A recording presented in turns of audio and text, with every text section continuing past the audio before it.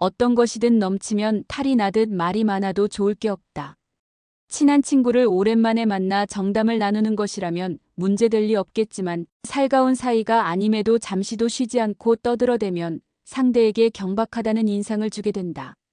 단순히 말이 많은 것도 문제이지만 어떤 성과를 자신이 주도한 것처럼 떠들어대는 것은 더 큰 문제이다.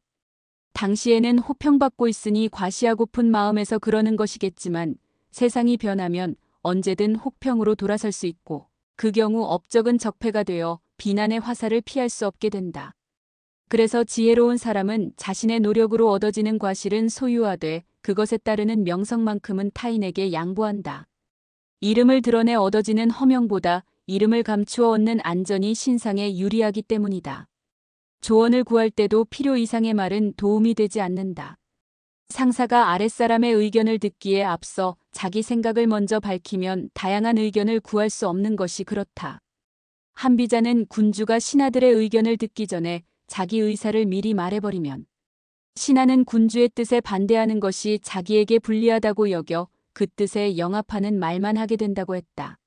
목표를 이루는 과정에서도 말이 많으면 조력자보다 더 많은 회방꾼을 만나게 되며 공경에 처한 경우에도 주변의 사정을 털어놓으면 해결은 더욱 어려워진다. 그렇다면 가장 말을 아껴야 할 사람은 어떤 사람일까?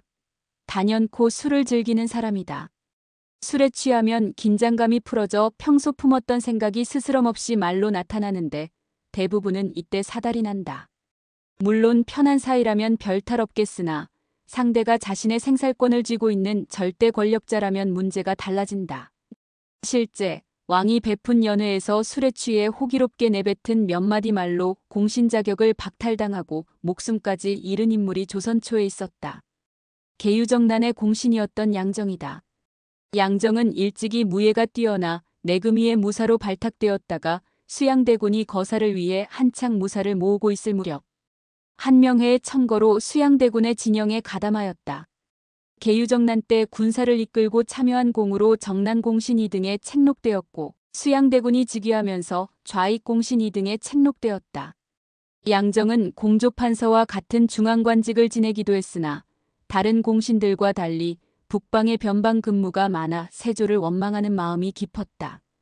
세조는 실록에서 술자리라는 말이 무려 467건이나 검색될 정도로 연회를 자주 베풀어 신하들과 술잔을 나누었는데 본인이 술을 즐기기도 했지만 신하들의 본심을 알아내는 방법으로도 활용했다. 1466년 6월 세조는 평안도에서 임기를 마치고 돌아온 양정에게도 연회를 베풀어주며 하고 싶은 말을 해보라 했다. 크게 취한 양정은 상감께서 오랫동안 왕위에 계셨으니 이제 편히 여생을 즐기는 것이 어떠십니까? 라고 하며 성의를 권했다. 이 말을 들은 세조는 격분하여 즉석에서 승지를 불러 옥새를 가져와 세자에게 전하라며 언성을 높였는데 승지들이 세조의 명을 받지 않고 주저하자 양정이 임금의 명령이 이와 같은데 승지들은 어째서 대보를 가져오지 않는가? 라며 제 목숨을 재촉했다. 신숙주 한 명의 등이 말리면서 세조의 양위 소동은 수습되었으나 양정은 말을 함부로 했다는 이유로 사간원과 승정원의 탄핵을 받아 의금부 감옥에 갇혔다가 처형되고 그의 자식들은 관노가 되었다. 술에 취한 신하에게 종종 무례를 경험했던 세조는 이를 경계하려는 의도에서 색다른 처신을 하기도 했는데 이조참의로 있던 어효첨을 이조판서로 승진시킨 것이 그랬다. 이조참의는 정삼품 벼슬로 위로는 이조참판과 이조판서가 있는데 음주 습관이 훌륭하다는 이유로 이조참판을 건너뛰어 바로 이조판서로 임명한 것이다. 세조는 어효첨을 이조판서로 임명하는 자리에서 어효첨은 술에 크게 취해도 실수하는 말을 하지 않는다는 것을 승진의 이유로 들었다. 이런 사례들이 쌓이고 쌓여 주중불언 진군자라는 말이 생겨났을 것이다. 글을 쓰는 것도 생각을 드러낸다는 점에서는 말과 다를 게 없으나 말과는 비교할 수 없을 정도의 파급력과 영속성을 지니므로 높은 수준의 신중함이 요구된다. 국가 고위직의 하마평에 올랐던 인물들이 자신이 과거에 쓴 글이 문제되어 낙마하는 일이 빈번한 것도 글의 부정적 위력 때문이다. 그러나 글을 적절히 활용하면 자신의 변호는 물론 위상을 드높일 수도 있는데 글을 잘 남겨 자신에 대한 비난을 잠재우고 후일 충의지사가 된 인물이 있다. 선조 때 영의정을 지낸 류성룡이다. 류성룡은 1542년 경상북도 의성에서 황해도 관찰사를 지낸 류중영의 둘째 아들로 태어났다. 4세 때 그를 깨우칠 정도로 천재였으며 일찍이 관료의 꿈을 꾸고 학업에 정진했다.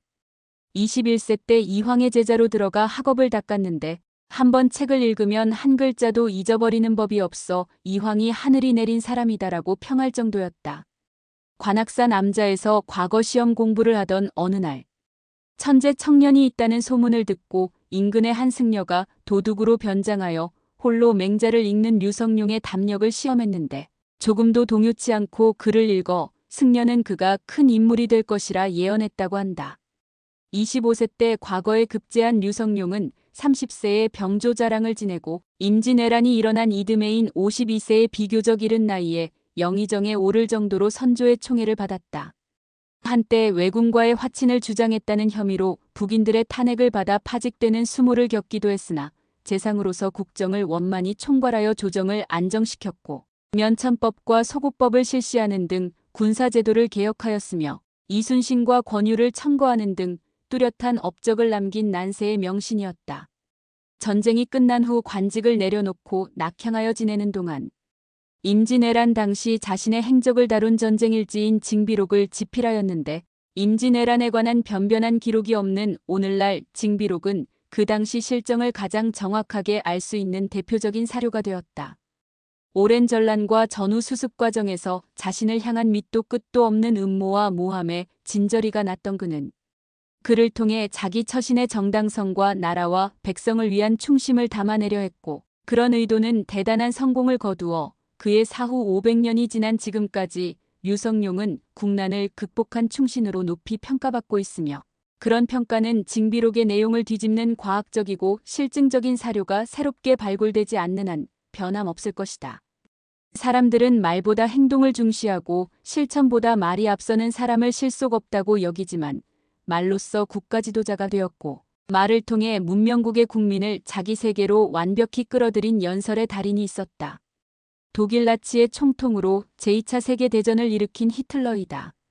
독일의 나치당은 12석의 9번째 정당에서 4년 만에 230석의 제1당으로 도약했는데 세계 정치사의 유례를 찾기 어려운 이 기적 같은 결과는 히틀러라는 한 정치인의 현란한 연설에서 비롯되었다.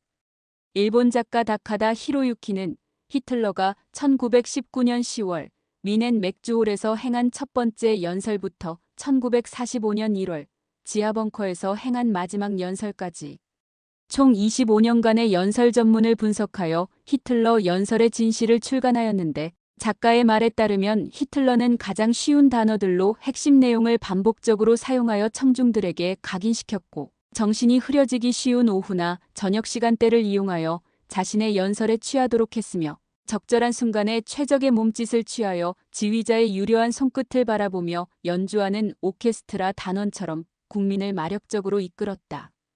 그런데 이러한 히틀러의 신들린 연설은 천재적 순발력이 아니라 치밀한 각본과 부단한 연습의 산물이었다.